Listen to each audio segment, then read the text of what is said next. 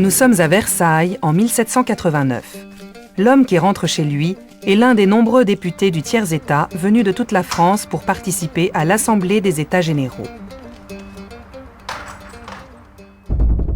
Ils ont apporté avec eux les cahiers de doléances rédigés à la demande du roi. Dans ces cahiers se trouvent toutes les réclamations du peuple français. Plus de liberté, plus d'égalité, des impôts mieux répartis et une grande volonté de participer aux plus hautes responsabilités. Le 5 mai 1789 s'ouvre à Versailles la séance royale réunissant les États généraux. L'Assemblée rassemble les trois ordres, les députés de la noblesse, du clergé et du tiers-État. Ces derniers sont plus nombreux car ils représentent 9 Français sur 10. Qu'attendent les représentants du peuple de cette réunion extraordinaire? D'abord, les députés du tiers-État espèrent un vote par tête, c'est-à-dire un député égale une voix, et non un vote par ordre. Car dans ce cas, les députés des ordres privilégiés, la noblesse et le clergé, sont certains de l'emporter sur toutes les décisions à 2 voix contre 1. Les députés du tiers-État vont donc réussir à changer les règles du jeu. Le tiers refuse de se constituer en ordre séparé selon l'ancien système. Donc il souhaite que les 2 autres ordres se réunissent à lui. Devant leur réticence, finalement, il prend les devants et, rejoint par quelques députés du clergé et de la noblesse, le 17 juin 1789, il proclame l'Assemblée nationale. Le roi refuse le vote par député. Il fait fermer la salle des États généraux, mais les députés se réunissent dans la salle du jeu de paume et jurent de ne pas se séparer avant d'avoir donné une constitution à la France. C'est le serment du jeu de paume. Et puis le 23, il y a une séance royale, une espèce de coup d'arrêt que le roi veut faire en disant tout ça est nul et non avenu, etc. Séparez-vous, dispersez-vous en quelque sorte. Et les députés restent en séance. Le roi envoie son maître des cérémonies et Bailly lui répond pratiquement sans se retourner « La nation assemblée, monsieur, n'a pas d'ordre à recevoir ». Et Louis XVI finalement va céder et il va même déclarer eh bien, ils veulent rester, foutre qu'ils restent. Mais le roi n'a pas dit son dernier mot. Il renvoie son ministre Necker qui était favorable à la réforme des impôts, provoquant la colère du peuple. Et il concentre autour de la capitale 30 000 soldats pour prévenir les désordres. À Paris, la peur et la tension montent.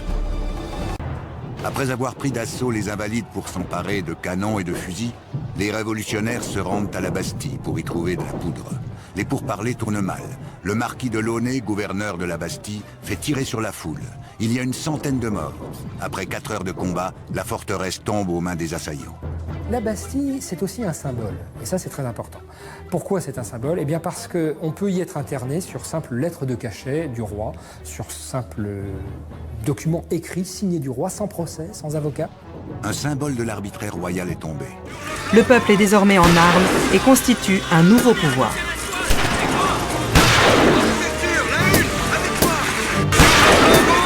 Louis XVI est obligé d'accepter tout ce qu'il avait refusé auparavant. Il promet d'éloigner ses troupes de Paris et il rappelle Necker aux finances. Puis il vient à Paris et accepte bon gré mal gré de porter la cocarde bleu-blanc-rouge, le nouveau signe de ralliement des Français. Les Parisiens l'acclament, mais à Versailles, c'est la panique. Son frère, le comte d'Artois et d'autres proches du roi s'enfuient à l'étranger.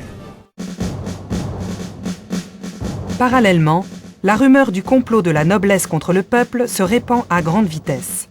Les paysans s'arment et s'attaquent au château. C'est la grande peur des campagnes. À l'Assemblée aussi, les députés ont peur, en particulier la noblesse et le clergé. Il faut agir vite. C'est la nuit du 4 août 1789. Il y a eu des propositions un petit peu extravagantes qui consistaient de la part de très grands aristocrates à dire eh bien j'abandonne mon privilège sur le droit de chasse, je supprime mes corvées, etc. Au bout du compte, il a été décidé l'égalité de principe pour tous, égalité fiscale, égalité devant l'impôt et suppression des ordres, des dignités et des privilèges. Dans cette folle nuit du 4 août, toute la société de l'Ancien Régime s'écroule. Mais en aucun cas la propriété privée n'est menacée, même celle des nobles. Les droits féodaux doivent être rachetés, ce qui favorise les paysans les plus riches.